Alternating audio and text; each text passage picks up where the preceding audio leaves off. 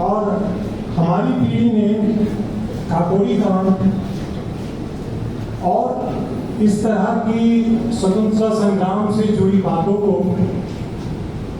उतना करीब से नहीं देखा है। पाठ्य पुस्तकों के माध्यम से, बड़ों के माध्यम से उनके बारे में सुना है और समझने का कोशिश किया है। तो जो मेरा इस बारे में मंतव्य है वो शायद आपको थोड़ा सा भिन्न लगे। अगर आप देखें तो काकोरी कांड भारत के स्वतंत्रता संग्राम का एक अविस्मरणीय अध्याय है, लेकिन कुछ वजह से इसको इतिहास के पन्नों में उतनी गहराई से जगह नहीं मिल पाई जो मिलनी चाहिए, और धीरे धीरे स्मृति कम होती गई। मैं ये तो नहीं कहूँगा विलुप्त हो गई, क्योंकि आज इतने बड़ी संख्या में लोग यहाँ मौजूद हैं, तो ये बताता है कि अभी भी व्यक्तियों को, अभी भी हम सभी को इस प्रसंग के बारे में जानकारी है, हम इससे प्रेरणा लेते हैं। लेकिन ये बहुत आवश्यक है कि आने वाली पीढ़ियों को इन प्रसंग के बारे में ना केवल एक सूचना दी जाए, पर उन्हें इसके बारे में जानने, समझने और अपने जीवन में उससे प्रेरणा लेने के लिए भी प्रेरित किया जाए। अगर हम इस प्रसंग की बारे में सोचते हैं, और आज हम यहाँ चंद्र भानुगुप्त जी के बारे में भी सोच रहे हैं, तो आप देखें कि उस समय में ये एक ऐसा अध्याय था जिन्होंने उनकी जीवन की एक तरह से दिशा ही परिवर्तित कर दी थी। जब ये कार्यकांड हुआ, जैसे आदरणीय वाजपेयी जी ने बताया, कोई भी अधिवक्ता तैयार नहीं था कि उन महान स्वतंत्रता संग्राम सेनानियों की पैरवी की जाए। वो आगे आए और शायद उन्होंने कुछ सोचा नहीं होगा। आज हम सब लोग ये भूल जाते हैं कि बाद में सोचते हैं कि कोई मुख्यमंत्री बना, कोई प्रधानमंत्री बना, कोई किसी तरह का मंत्री बना, लेकिन जब उन्होंने इन कार्यों में अपना सर्वस्व अर्पित किया, उनके मन में ऐसा कोई भाव नहीं रहा होगा कि आगे जाकर के हमें शायद कोई पद मिलेगा या कोई प्रतिष्ठा मिलेगी। बिल्कुल निस्वार्थ भाव से, बिना किसी आगा पीछा सोचे हुए ये कार्य किया।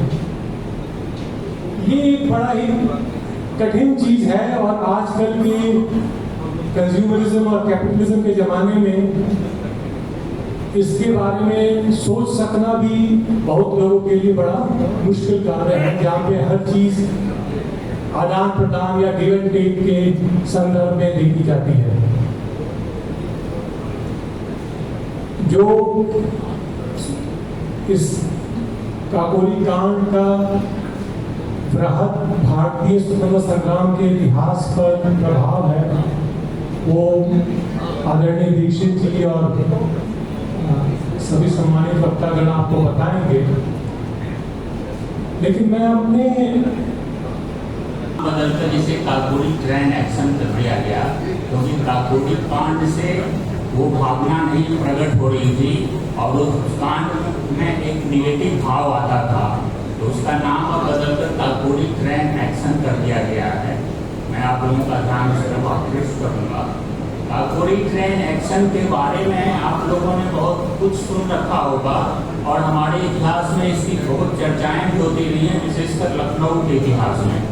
और लखनऊ के इतिहास में और पिछले 10 दिनों से स्थानीय समाचार पत्रों में भी इस पर बहुत सामग्री आ रही है, और लोगों को बहुत कुछ पता चल गया होगा कि काकोरी एक्शन कब हुआ, क्यों हुआ, इसके पीछे का क्या उद्देश्य रहा था। तो काकोरी ट्रेन एक्शन मुख्यतः मुझे लगता है यह गाइड होता रहा 1922 के असहयोग आंदोलन से 1922 में जब महात्मा गांधी और कांग्रेस द्वारा असहयोग आंदोलन की शुरुआत की गई थी और चौरा चौरी कांड के बाद महात्मा गांधी ने इस आंदोलन को वापस ले लिया, तो उस समय बहुत बड़े बड़े देश के क्रांतिकारियों ने पूरे देश भर में जो फैले हुए थे उन लोगों ने उसमें सहयोग दिया था। उस आंदोलन के वापस होने के बाद उनमें बड़ी निराशा छा गई थी और उसके बाद हमारे देश भर में फैले हुए जो क्रांतिकारी संगठन थे उन्होंने अपने आप को संगठित किया। वो जो जहाँ थे उनके जो मीन्स थे, जो भी साधन थे, उसी में रहते हुए उन्होंने उस काकोरी कांड के भूमिका को तैयार करते रहे वो इतने दिनों तक और 1925 में इसे अंजाम दिया। तो काकोरी एक्शन उस परिणाम के फलस्वरूप संपन्न हुआ और काकोरी एक्शन के बाद ऐसा नहीं था कि उनका एक्शन वहीं बंद हो गया। काकोरी एक्शन के बाद सीरीज ऑफ एक्शन देश भर में होते रहे और काकोरी एक्शन में बनारस के कुछ क्रांतिकारी जिसमें सचिंद्रनाथ सान्याल मुख्य रूप से थे और कलकत्ता की अनुशीलन पार्टी जो लगभग एक ही जैसा काम कर रही थी, उन दोनों का विलय हुआ। उन दोनों के विलय के बाद एक बड़ा संगठन बन गया जो पूरे देश भर में फैला हुआ था। उसमें आजाद चंद्रशेखर आजाद शामिल हुए। उनके अलावे ये देश के कई हिस्सों में ये आंदोलन एक बड़े तौर पर संगठित रूप से बनाया गया और जब आंदोलन की रूपरेखा तैयार हो गई तो सबसे बड़ा संकट जो था वो अर्थाभाव था इन लोगों के लिए। अस्त्र शस्त्र का खरीदना बहुत मुश्किल हो रहा था। तब इन लोगों ने फैसला किया था कि ग्रामीण क्षेत्रों में, शहरी क्षेत्रों को ये लोग टच नहीं कर रहे थे क्योंकि हम लाइमलाइट में आ जाएंगे, उस हिसाब से उसको नहीं किया उन्होंने। वो ग्रामीण क्षेत्रों में बड़े किसानों के यहाँ डाका डालने का प्लान बनाते थे और वो डाका डालते थे ग्रामीण क्षेत्रों में। उस डाके में इन्होंने देखा कुछ दिनों के बाद जब रिव्यू किया तो पता चला कि हमें उससे बहुत ज़्यादा धन की प्राप्ति नहीं हो पा रही है। तब इन्होंने ट्रेन एक्शन का प्लान बनाया कि जिस ट्रेन से अंग्रेजों का धन अंग्रेजों के खजाने में जा रहा है उस ट्रेन में डकैती की जाए। और अध्ययन के बाद इन्होंने पता किया कि काकोरी में जो एक्सप्रेस ट्रेन गुजरती है, सहारनपुर लखनऊ एक्सप्रेस ट्रेन, उस ट्रेन में अंग्रेजों का खजाना और रेलवे से जो आय होती है उसका खजाना प्रतिदिन जाता है। तब इन्होंने उस एक्शन को अंजाम दिया। उस डेट के पहले इन्होंने और कुछ डेट रखे थे जिस पर असफलता हाथ लगी, वो एक्शन सही रूप से लागू नहीं हुआ। तो 9 अगस्त 1925 के दिन इस एक्शन को अंजाम दिया गया और इस एक्शन में बहुत ज़्यादा लोग शामिल नहीं थे। मुख्य एक्शन में लगभग 10-11 लोग ही शामिल थे, जिनमें 4 को फांसी दे दी गई, कुछ लोगों को आजीवन मृत्यु मिली, कुछ लोगों को नियतकाल तक जेल में रहना पड़ा काफी लंबे अरसे तक, कुछ लोग बड़ी भी कर दिए गए। लेकिन अंग्रेजों के शासन पर एक बहुत बड़ा जोर था, बहुत बड़ा धक्का था और उनको एक तरह से बहुत बड़ा चैलेंज मिलने लगा था पूरे भारत में। और इस कांड के बाद अंग्रेजों ने इसे बहुत सीरियस तौर पर दबाने का काम शुरू किया। बड़े पैमाने पर उन्होंने गिरफ्तारियां की। लखनऊ के इस कांड, काकोरी के इस घटना पर ही लगभग 40-41 लोगों को गिरफ्तार कर लिया गया। उन 40-41 लोगों में कुछ तो बिल्कुल ही निर्दोष थे, उन्हें भी फंसाया गया। तब जाकर डॉक्टर चंद्रभानु गुप्त जी उस समय लॉ ग्रेजुएट होकर आए थे। उस कांड में फंसाने का काम किया गया था। एक क्रांतिकारी थे, मुझे नाम याद नहीं आ रहा है, वो क्रांतिकारी चंद्रभानु गुप्ता जी के ट्यूटर भी थे, लेकिन उनका कोई हाथ नहीं था इस एक्शन में, काकोरी एक्शन में। वो लाला लाजपत राय द्वारा बनाई गई एक संस्था के हेड थे और उत्तर प्रदेश में उस संगठन के सर्वे सर्वा थे। उत्तर प्रदेश के कई कांड उन्होंने किए थे, उसमें उनको भी फंसाया गया और चंद्रभानु गुप्त जी के वो मेंटर भी रहे थे। उन्होंने चंद्रभानु गुप्त जी को तैयार किया कि उस कांड में आप हमारी पैरवी करो। उन्होंने वकालत शुरू कर दी थी ठीक पास होने के बाद। और जब चंद्रभानु गुप्त जी को उन्होंने अपना वकील बना लिया तब उस एक्शन में जितने लोग शामिल थे सब लोगों ने लगभग सभी लोगों ने इन्हें ही अपना वकील बना दिया। इस तरह से चंद्रभानु गुप्त जी वकालत की जीवन यात्रा शुरू हुई और उस कांड से इन्हें बहुत प्रसिद्धि मिली। कांग्रेस का एक जो धड़ा था, बड़ा धड़ा, जो नरम दल माना जाता था, जिसमें महात्मा गांधी, जवाहरलाल नेहरू और मुख्य धारा वही था। बाद में जो रेडिकल्स लोग थे, बाल, पाल और लाल, इन लोगों का एक्शन से इन्हें मैच नहीं खाता था और चंद्रभान गुप्त जी उसी दल से सहमति व्यक्त करते थे। लेकिन महात्मा गांधी जी का धड़ा धीरे धीरे मजबूत होता चला गया और वो धड़ा जो रेडिकल ग्रुप था वो धीरे धीरे कमजोर पड़ता गया। तो रेडिकल ग्रुप की तरफ से इन्होंने आगे आकर उस कांड की पैरवी की। कांग्रेस ने बहुत दिन बाद यह फैसला किया, मोतीलाल नेहरू की अध्यक्षता में एक कमेटी बना दी गई और उस कमेटी में कई लोग, कांग्रेस के बड़े लोग शामिल हुए और उन लोगों ने वकीलों की एक कमेटी बनाई गोविंद बल्लभ पंत के नेतृत्व में, जिसमें चंद्रभान गुप्त जी थे। उन्होंने काकोरी एक्शन के अभियुक्तों को बचाने का काम किया। चंद्रभान गुप्त से उनकी वकालत ही नहीं कर रहे थे, साक्ष्य ही नहीं सुना रहे थे, वो साक्ष्य के अलावा उनके लिए धन जुटाने का भी काम कर रहे थे। उन्होंने जिक्र किया है कि एक जी हजूरियों का बड़ा जत्था था, जो सर थे, राय बहादुर थे, राय खान थे, इस तरह के कई उपाधि वाले लोग थे जो अंग्रेजों की मदद करते थे और वो लखनऊ बार में भी थे। लखनऊ बार में जब सर स्टुअर्ट के इस तरह के एटीट्यूड से चंद्रभान गुप्ता जी को परेशानी होने लगी और उन्हें लगा कि हम अपनी पैरवी में पिछड़ जाएंगे, उन्होंने सर स्टुअर्ट के खिलाफ ही एक मोर्चा खोल दिया। चंद्रभान गुप्त जी ने हमारा लॉ कॉलेज शासन को कर रहा, तो लॉ के हिसाब से उन्होंने उस समय की न्यायिक व्यवस्था को भी चैलेंज किया। अंग्रेजों की जो लगभग कमिटेड न्याय व्यवस्था थी उस पर उन्होंने एक बड़ा प्रहार किया और सर स्टुअर्ट के खिलाफ उन्होंने 3 ओपन लेटर लिखे हैं, जो उस समय के अखबारों में, लखनऊ के अखबारों में थे, जो इंडियन टेलीग्राफ के नाम से लखनऊ उस समय अखबार निकलता था, उसमें छपे। और उसके छपने के बाद पूरे देश भर में अंग्रेजी शासन में खलबली फैल गई। उस खलबली के बाद स्टुअर्ट ने अपने जो जी हजूरी या दरबारी थे उनको बुलाकर कहा कि डॉक्टर चंद्रभान गुप्ता जी को लखनऊ बार से प्रैक्टिस करने का लाइसेंस कैंसिल कर दिया जाए और इन पे कोर्ट ऑफ कंटेम्प्ट चलाया जाए। उन लोगों को एक मौका मिल गया बार के द्वारा इनको दंडित करने का। उन लोगों ने एक सभा बुलाई, बड़ी सभा बुलाई लखनऊ बार एसोसिएशन की, अवध बार एसोसिएशन का। उसकी सभा बुलाई गंगा प्रसाद मेमोरियल हॉल में और उस हॉल में उनके जो जी हजूरिये थे उन्होंने एक बड़ी मीटिंग बुलाई। लेकिन बड़ी मीटिंग में उस समय के होम्योपैथ डॉक्टर थे, उनको ये घटना की खबर मिल गई, वो भी बार के मेंबर थे, उनको घटना की खबर मिली और घटना की खबर डॉक्टर गुप्ता को दे दी गई। डॉक्टर गुप्ता ने अपने लोगों को संगठित किया बाहर में, जो लोग प्रताड़ित थे तत्कालीन जुडिशियल सिस्टम से। उन्होंने एक बड़ा संगठन खड़ा कर दिया और उस बड़े संगठन में लोगों को आमंत्रित कर लिया ठीक उसी निर्धारित तिथि और समय को जब गंगा प्रसाद मेमोरियल में वो बैठक होने वाली थी। और उस बैठक में उन्होंने जिस व्यक्ति का नाम सभापति के लिए प्रपोज किया, इनके तरफ से जो एक आदमी थे, बड़े वरिष्ठ आदमी थे, वरिष्ठ व्यक्ति थे, उन्होंने अपने आदमी को उसका अध्यक्ष बना दिया और उन्होंने बिना विलंब किए हुए अध्यक्ष का आसन ग्रहण कर लिया और अध्यक्षता शुरू कर दी। वो मीटिंग बुलाई गई थी लखनऊ बार एसोसिएशन द्वारा और लखनऊ बार एसोसिएशन ने मीटिंग में प्रस्ताव पारित किया कि जो जज अपने रिश्तेदारों को अपने बेटों के माध्यम से प्रैक्टिस कराते हैं, एक तरह से घूस लेने का काम करते हैं और फैसला देते हैं, उनको इससे डिबार किया जाए, उनको हटा दिया जाए। तो उनको हटवाने का प्रस्ताव पारित हुआ और उस चूंकि वो बार का ऑफिशियल मीटिंग थी, इसलिए उस प्रस्ताव को अंग्रेजों द्वारा नकारना लगभग असंभव हो गया और उन्होंने उस प्रस्ताव की स्वीकृति दे दी।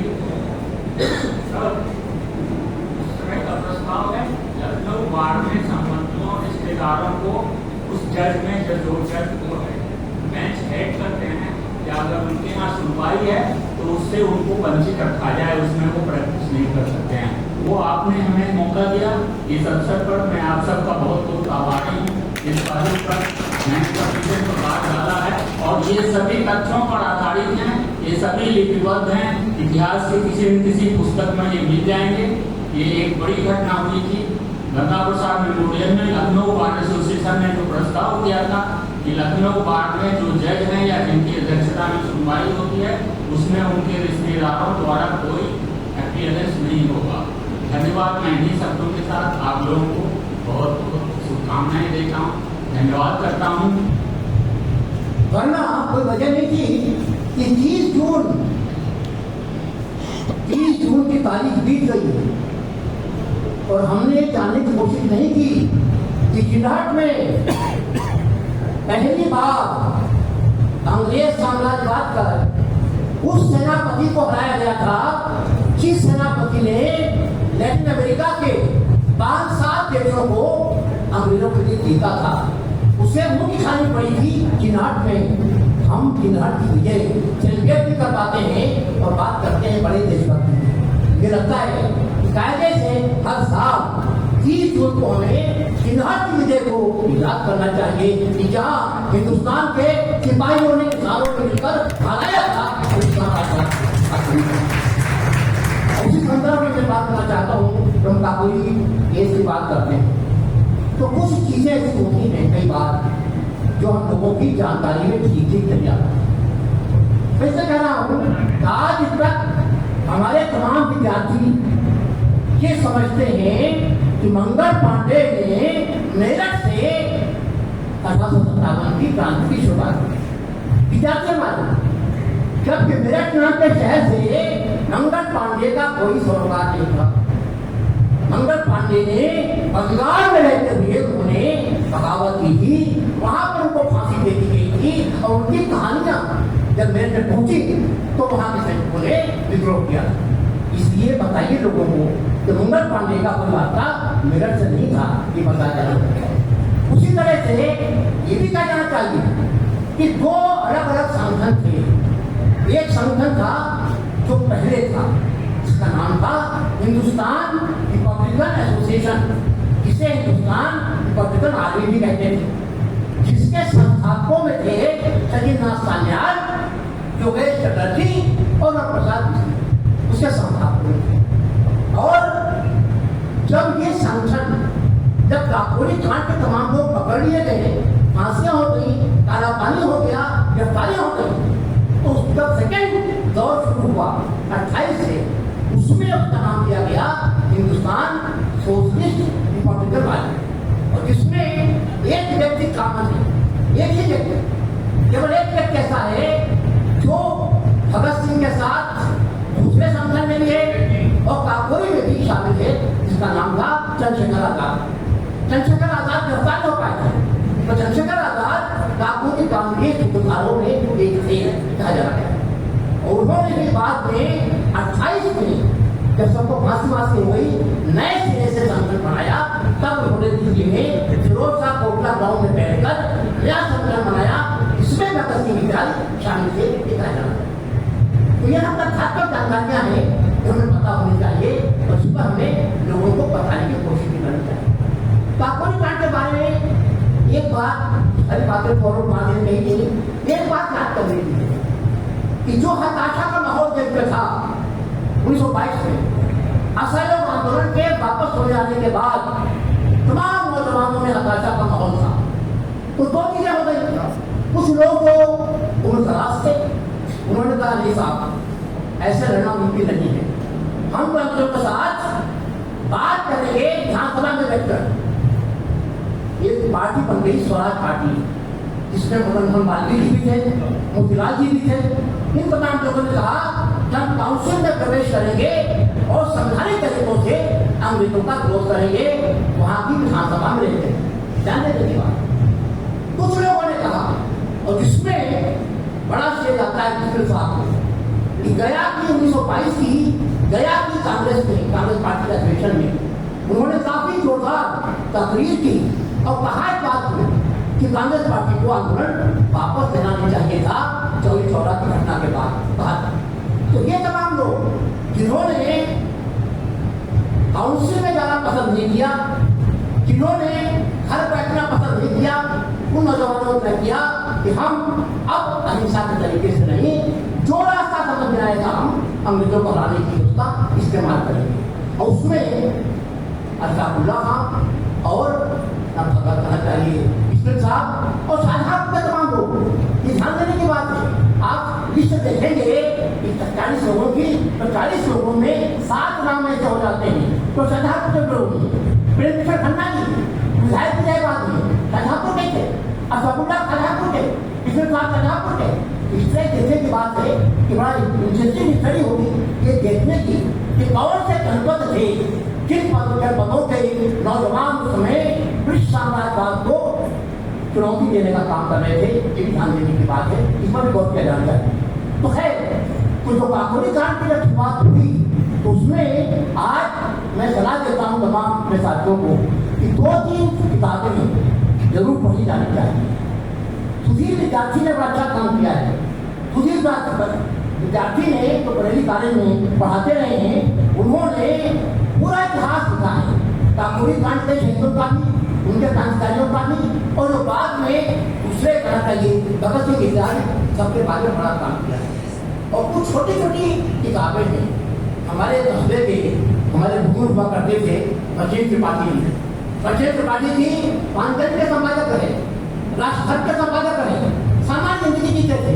उन्होंने बड़ा काम किया क्रांतिकारियों पर, उनकी विस्तारी बड़ी जानी चाहिए। तो काकोरी कांड के बारे में हमें लोगों को ये बताना चाहिए कि किस दौर में हिंदुस्तान के नौजवानों में निराशा और हताशा प्राप्त हो रही थी। उस समय काकोरी एक्शन से एक नया जोश पैदा हुआ तमाम नौजवानों के बीच। अगर हमारे बीच के 4 नौजवानों को फांसी दे दी जाएगी, 2 नौजवानों को कारावास दे दिया जाएगा, 10 से ऊपर लोगों को किसी को 10 साल, किसी को 5 साल की सजाएं दी जाएगी, तो क्या हम करने यहाँ करके बैठेंगे? तो काकोरी एक्शन ने नौजवानों में नए सिरे से कहना चाहिए साम्राज्यवाद का मुकाबला करने का जोश पैदा किया। इसे काकोरी कांड एक बड़ा कांड था, वो कार्रवाई है जिस कार्रवाई ने हिंदुस्तान की आजादी की लड़ाई को एक नया मोड़ देने का काम किया। उस संदर्भ में हमें याद करना चाहिए। और एक बात और कहना चाहता हूँ, देखिए कविता पढ़ी गई बहुत ही जोशीला की है अशफाकुल्ला का। अलग अलग किताबों में, कई किताबों में से इस्माइल साहब के गीत के रूप में लिखा गया है, कई किताबों में कहा गया है कि हम भी आराम उठा सकते थे घर पर रहकर, हमको भी पाला था माँ बाप ने कुछ सहते कर, हमने जब बात ये गुरबत में कदम रखता था दूर तक याद ही बताना इसमें वो सवाल नहीं है कि अशफाकुल्ला खां की कविता थी या इस्माइल की। दोनों लोग एक ही कस्बे से काम कर रहे थे, अलग अलग किताबों में अलग अलग तरह से इसको दर्ज किया गया है। मजबूती इस बात की है कि एक गीत इस बात को कहता है कि अगर चाहते ये नौजवान लोग थे, इस्माइल साहब बूढ़े नहीं हुए थे, सब 40 के नीचे के नौजवान थे, और इन्होंने अपनी जान जानते हुए कि क्या परिणाम मिलेगा वो बड़ा फैसला किया। ये बात और कह जानी चाहिए। काकोरी एक्शन करने वाले लोगों ने जो संगठन बनाया था हिंदुस्तान पब्लिक एसोसिएशन, वो ऐसा डाकुओं का संगठन नहीं था। उनकी एक अखबार था उनका, उसका नाम ही था रिवॉल्यूशनरी। उस अखबार में 2 क्रांतिकारी बातें डिमांड की गई थी, आप अभी पढ़ेंगे। सन 24 में ये मांग की जा रही है कि हिंदुस्तान में जब भी हम अपनी सरकार बनाएंगे तो हम यहाँ के लोगों को सार्वभौम वयस्क मताधिकार देंगे। हिंदुस्तान के हर बालिग आदमी को, हर व्यक्ति को बिना शिक्षा की फिक्र किए, बिना संपत्ति की फिक्र किए विवाद किया जा रहा है, बिना उसके हिंदुस्तान के हर इंसान को जो वयस्क हो चुका है उसे मतदान का अधिकार दिया जाएगा। ये संकट दिया गया था 24 में, जब पहली बात छपा था अखबार ध्यान देने की बात। तो एक ऐसा संगठन था जिसके पास हिंदुस्तान की आजादी का एक मुकम्मल आका था कि हम आजाद होंगे, शिक्षा किस तरह की होगी, आजाद होंगे, वोटिंग किस तरह की होगी, लोकतंत्र किस तरह का होगा, ये बड़ी बातें हैं। इन बातों को कहा जाना चाहिए। तो जरूरी इसलिए है कि अभी भी नए सिरे से क्या हो रहा है, ये बार बार कहा जा रहा है कि जैसे लोग तो ऑलरेडी जगह थे, डकैती डाली, डकैती डाली, डकैती थे। और आपको आश्चर्य एक बात कहना है, इतना पैसा था 4,679 रुपए एक आना एक पाई, ये कहा गया। और फिर कहा गया इतने पैसे के लिए 8 पैसा खर्च कर दिया अपने सरकार ने लोगों को गिरफ्तार करने में तमाम चीजों पर। तो सही बात यह है कि काकोरी एक्शन ने हिंदुस्तान की राजनीति को एक नई दिशा दी थी। जब वो दौर था कि जब लोग घर बैठ रहे थे हताशा में कि गांधी जी कुछ नहीं कर पाए, न कर पाए थे तिलक वहां से, न कर पाए लाल बाल गांधी जी की सेट कर दे, तब क्या करेंगे। तो हताशा के माहौल को तोड़ने का काम किया था। तो जो बस जम गई थी उसे तोड़ने का काम किया था काकोरी की कार्रवाई में। इसलिए हमें याद करना चाहिए। दरअसल राम प्रसाद बिस्मिल और अशफाकुल्लाह की दोस्ती को हम लोग एक हिंदू मुसलमान की दोस्ती के रूप में याद करते हैं। ध्यान देने की बात है, जिन 4 लोगों को फांसी हुई थी, ये 4 लोग अलग अलग कौन के लोग थे? ठाकुर राजेंद्र सिंह, राजेंद्र लाहिड़ी, ठाकुर रोशन सिंह, अशफाकुल्लाह खां, बिस्मिल, तमाम लोग अलग और जो लोग शामिल थे, जो 40 लोग जिस फनी थी गिरफ्तार किए गए थे हरियाणा के, जिसमें 21 लोगों को रिहा कर दिया गया था, पाया गया सबूत नहीं के खिलाफ। कुछ लोग मुखबिर हो गए, तो होता ही है हर तरह की कार्रवाई में हिंदुस्तानियों में एक अच्छी आदत है। ये होशियारी के साथ हर जगह रहेंगे और मुखबिरी जरूर करेंगे। माफी लगा देने का इतिहास आज ही कुछ लोगों का नहीं है, पहले भी रहा था। और वो वीरभद्र तिवारी, जो वीरभद्र तिवारी इसमें शामिल था, काकोरी एक्शन जिसका नाम था वीरभद्र तिवारी का, उसी ने आजाद के खिलाफ मुखबिरी की थी पहचान देने की बात। तमाम लोग तमाम इससे हैं इस तरह के, मगर हमें निश्चित तौर पर काकोरी की कार्रवाई को हिंदुस्तान की राजनीति में नौजवानों को नए सिरे से संगठित करने के एक प्रयास के रूप में देखना चाहिए। बात सीधी गुप्ता की होती है, नौजवान होती है 23 साल की उम्र, 23 साल की उम्र का नौजवान कानून की नई डिग्री लेकर बाहर आता है। सपने देखते हैं लोग वकालत करेंगे, घर हालत ठीक करेंगे, पैसा कमाएंगे और कम से कम तत्कालीन इतनी बड़ी हुकूमत से उड़ने का काम शुरू करेंगे। वो नौजवान बिना छुट्टी किए हुए उसके करियर का क्या होगा, घर बार का क्या होगा, प्रैक्टिस का क्या होगा, और फिर तय करता है कम वोट में उलझ जाता है। बाकी लोग तो कहना चाहिए फिर कमेटी बनी थी, बहुत से लोग कमेटी में थे, संत जी भी थे कमेटी में, तमाम बड़े वकील थे उसमें, मगर अकेला नौजवान 23 साल का नौजवान आता है और लगातार जुड़ा रहता है उस पूरे कार्रवाई के दौरान। आपको पता है कि कहाँ हुई थी कार्रवाई, न्यायालय कहाँ था? ये न्यायालय जो आज का जीपीओ है, आज का जो जीपीओ है, यहाँ पर अदालत थी, ये नहीं अदालत। जब उसके बाद पूरी अदालत को उस जगह को जमीन को कर दिया गया, ये नई इमारत बनी वहाँ पर जीत वाली इमारत, एक जगह थी जहाँ पर वो मांग करनी चाहिए कि कम से कम कोई अच्छी यादगार बगल में, हालांकि पास थोड़ा सा है, मगर कायदे से वो जीपीओ जैसी जगह पर कोई बड़ा स्मारक होना चाहिए था काकोरी शहीद के वहाँ के याद करने का, और सिविल वक्त का कम से कम एक आदत तक वो तो बनना चाहिए। सिविल वक्त का ऐसे आदमी का उस याद की कभी सुनाई। वो 3 बार मुख्यमंत्री रहे प्रदेश के, उनका काम तरीका था। मैं तो देख रहा हूँ यहाँ पर अशोक वाजपेयी अकेले व्यक्ति हैं जो शुरू से अपने छात्र जीवन से गुप्ता के साथ जुड़े रहे। मुझे उनके साथ 2 बार मंच शेयर करने का मौका मिला है। एक बार उन्होंने मुझे इंटरमीडिएट में गोल्ड मेडल दिया था कानपुर कॉलेज में सर्वश्रेष्ठ वक्ता होने के लिए, और दूसरी बार 1977 में संगीला कस्बे में आए थे, बड़ी मीटिंग थी और उसमें मुझे भी उनके साथ भाषण देने का मौका मिला था। इसलिए मैं कहता हूँ कि गिरी गुप्ता और काकोरी कांड के शहीद इन सबको साथ याद करते हुए हमें ये संकल्प लेना चाहिए कि हम इन तमाम लोगों की यादों को, शहीदों की यादों को धुंधला नहीं होने देंगे और यह कोशिश करेंगे कि कम से कम हर साल तो अपना देखा था इन लोगों ने शहीदों की मज़ारों पर लगेंगे। कहाँ लगता है, कहीं मिला देखा है आपने मज़ारों पर कौन जाता है? घर के लोग बजाएं। मैं तो दिवाली के सेकेंड डे जो धनतेरस पड़ती रही है, अशफाकुल्लाह का दर्द उस दिन पड़ता रहा है, 2 बार मैं गया हूँ।